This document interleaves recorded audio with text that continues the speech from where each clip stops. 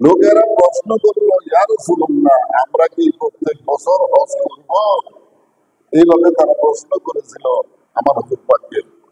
মুস্তাফা আলী রহমতে এই প্রশ্ন উত্থাপন করেছিল মুমিন লোকেরা, ইয়া রাসূলুল্লাহ, প্রত্যেক বছর কি আমরা হজ করব?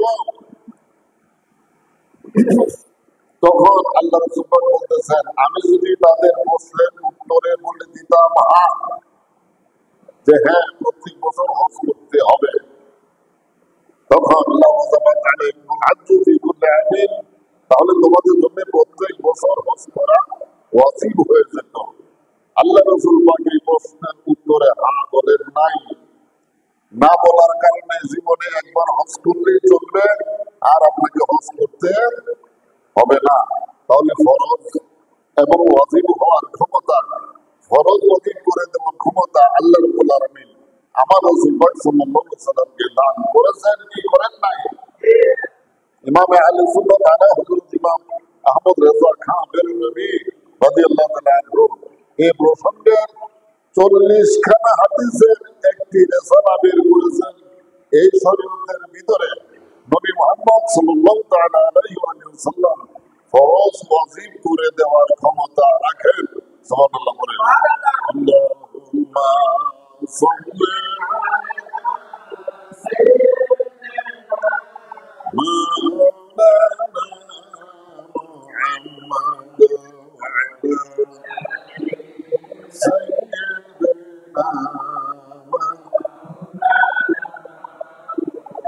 محمد اللهم صل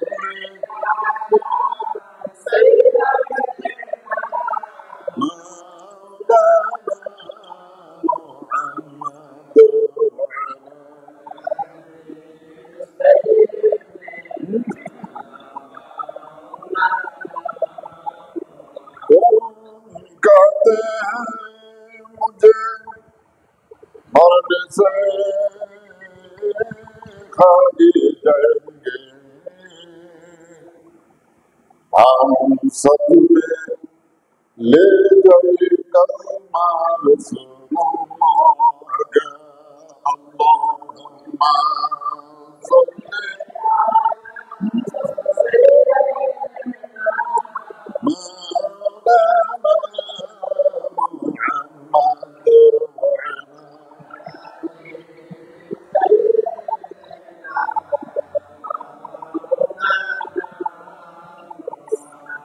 নবী মুহাম্মদ সাল্লাল্লাহু তাআলা আলাইহি ওয়াসাল্লাম ইরশাদ করেন। এখান থেকে প্রমাণিত হলো হাজী সাহেবগণ হজ্জের পর, হজ্জের আগেও যেতে পারে পবিত্র নগরী মদিনা শরীফ যেতে হবে। কারণ রাসূল পাক সাল্লাল্লাহু আলাইহি ওয়াসাল্লাম ইরশাদ করেন, আমি জিন্দা, মৃত নই, তোমরা মদিনাতে আসো, আমার জিয়ারত করো, হজ করো, বাড়িতে চলে যাও, হজ করে আমার দরবারে এসে জিয়ারত করে তোমরা বাড়িতে চলে যাও, কিন্তু মদিনা শরীফ যেতেই হবে। এই প্রসঙ্গে আল্লাহ রাসূল পাক ইরশাদ করেন, ওমান মাতা ফি আহাদিল হারামাইন, এই দুই হেরের পবিত্র নগরী মক্কা এবং মদিনা শরীফের মধ্যে যে লোক মৃত্যুবরণ করলো, এখানে যে লোক মৃত্যুবরণ করলো বলতে মুমিনদেরকে বোঝানো হয়েছে, কমিন লোকদেরকে নয়। মুমিন লোকগণ যারা মক্কা মদিনার যে কোনো এক জায়গায় ইন্তেকাল করবেন, বুইসা ইয়াউমাল কিয়ামাতি মিনাল আমিনিন, আল্লাহ রাব্বুল আলামিন হাশরের ময়দানে ওই দুই শহরের মৃত্যুবরণকারী মানুষদেরকে আল্লাহ রাব্বুল আলামিন যাদেরকে নিরাপত্তা দান করেছেন, আল্লাহ সুবহানাহু ওয়া তাআলা যাদেরকে নিরাপত্তা দান করেছেন তাদের সঙ্গে হাশরের ময়দানে এই মানুষদেরকে উঠাবেন। সুবহানাল্লাহ বলে। যে সমস্ত লোকদেরকে আল্লাহ রাব্বুল আলামিন নিয়ামত দান করেছেন তারা প্রত্যেকেই আল্লাহ তাআলার তরফ থেকে নিরাপত্তা লাভকারী। সুবহানাল্লাহ বলে।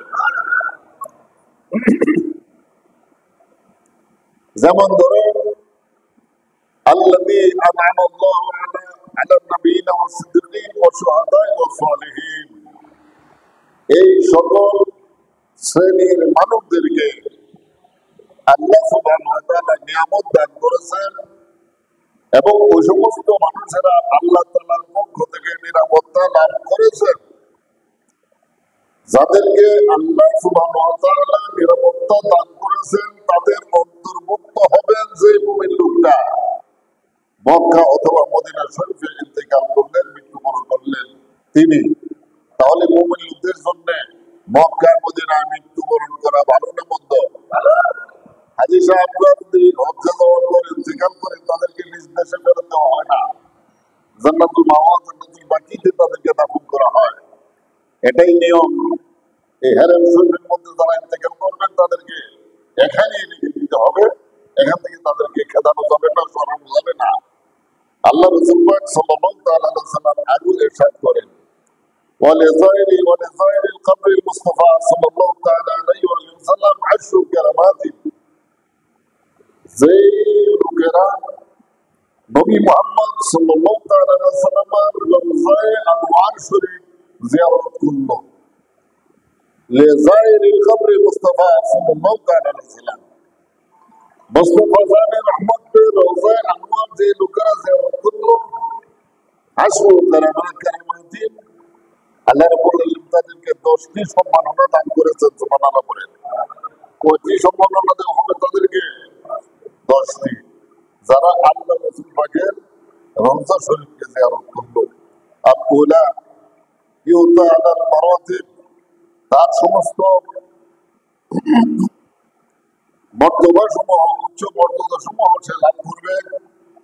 আল্লাহ তাআলার তরফ থেকে সকল প্রকারের আশা আল্লাহ সুবহানাহু ওয়া তাআলা তার পূরণ করে দিবেন। আসানিয়াতু ইয়াবলুগু আসনাল মাতালিব, এবং আর যত বড় বড় জিনিসের আশা সে আল্লাহ রাব্বুল আলামিন দরবারে করবে, আল্লাহ সুবহানাহু ওয়া তাআলা তার আশাসমূহ পূরণ করে দিবেন।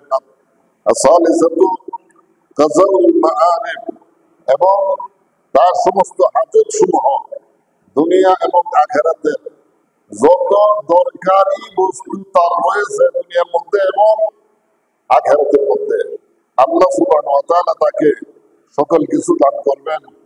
রাবিআতু নাযারুল মাওয়াহিব, আল্লাহ তাআলার তরফ থেকে চতুর্থ নাম্বার হচ্ছে এটা পুরস্কৃত করা হবে। আল খামিসাতুল আমরু বিল মাআতিব, এবং ধ্বংস হয়ে যাওয়া থেকে আল্লাহ সুবহানাহু ওয়া তাআলা তাকে রক্ষা করবেন। এটাই হচ্ছে 5 নাম্বার।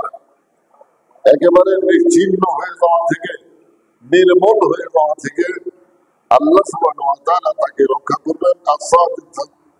সাদিসাতু তাতহীরুল মাআইব, এবং যত ধরনের দোষ ত্রুটি রয়েছে সকল কিছু থেকে, এটাই 6 নাম্বার, রব্বুল আলামিন তাকে পবিত্র করে দিবেন। তাসাবিয়াতু তাসহিলুল মাসায়েব, এবং ওই সমস্ত বিপদ মুসিবত যা এই ব্যক্তির উপরে এসে গিয়েছে, মা আসাবা মিন মুসিবাতিন ইল্লা বিইজনিল্লাহ, আসলে আল্লাহ কোরআনে না নাই, মা আসাবা মিন মুসিবাতিন ইল্লা বিইজনিল্লাহ, কোন প্রকারের বিপদ মুসিবত আল্লাহর অর্ডার ছাড়া, আল্লাহর হুকুম ছাড়া কি আসে না। আমার হুজুর পাক বর্ণনা করেন এটা হচ্ছে 7 নাম্বার, যে বিপদ তার উপরে এসে গিয়েছে, যে বিপদ থেকে মুক্তি নেওয়ার আর কোনো সম্ভাবনা নাই, এমন বিপদ থেকে আল্লাহ সুবহানাহু ওয়া তাআলা তাকে রক্ষা করবেন, উদ্ধার করে দিবেন। আসামিনাতু কিফায়াতুন নাওয়াইব, এবং সমস্ত শারীরিক এবং মানসিক কি কয় দুশ্চিন্তা আল্লাহ রাব্বুল আলামিন তার থেকে দূর করে দিবেন। আত-তাসিআতু হুসনুল আওয়াকিব, আল্লাহ তাআলা তাকে নেক মুক্তি দান করবেন। অন্তরের প্রশান্তি, এটা 9 নম্বর, তাকে আল্লাহ রাব্বুল আলামিন দান করবেন। কাকে? যে লোক নবী মুহাম্মদ সাল্লাল্লাহু তাআলা আলাইহি ওয়াসাল্লাম মুস্তাফা জানের রহমত পে জিয়ারত যে ব্যক্তি করবে, আল্লাহ সুবহানাহু ওয়া তাআলা তার সমস্ত দুশ্চিন্তা দূর করে দিবেন, তাকে উচ্চ মর্যাদা দান করবেন। আল-আশিরাতু রাহমাতু রাব্বিল মাশারিকি ওয়াল মাগারিব। আর 10 নম্বর হলো আল্লাহ সুবহানাহু ওয়া তাআলার রহমতের মধ্যে নিমজ্জিত থাকবে যিনি পূর্ব ও পশ্চিমের প্রতিপালক, সেই রব্বুল আলামিনের রহমতের মধ্যে এই মানুষগুলো নিমজ্জিত থাকবে। যে লোকেরা মুস্তাফা জানের রহমত পেয়ে রওজা আনোয়ার শরীফ জিয়ারত করলো, সেই লোকগণ। আল্লাহ সুবহানাহু ওয়া তাআলা আমাদের সকলকে বাইতুল্লাহ শরীফের হজ করার তৌফিক দান করুন। সেই সঙ্গে নবী মুহাম্মদ সাল্লাল্লাহু আলাইহি ওয়াসাল্লাম রওজা আনোয়ার শরীফ জিয়ারত করার তৌফিক দান করুন। সকলে বলুন আমিন। ওয়া আখিরু দাওয়ানা আলহামদুলিল্লাহি রাব্বিল আলামিন।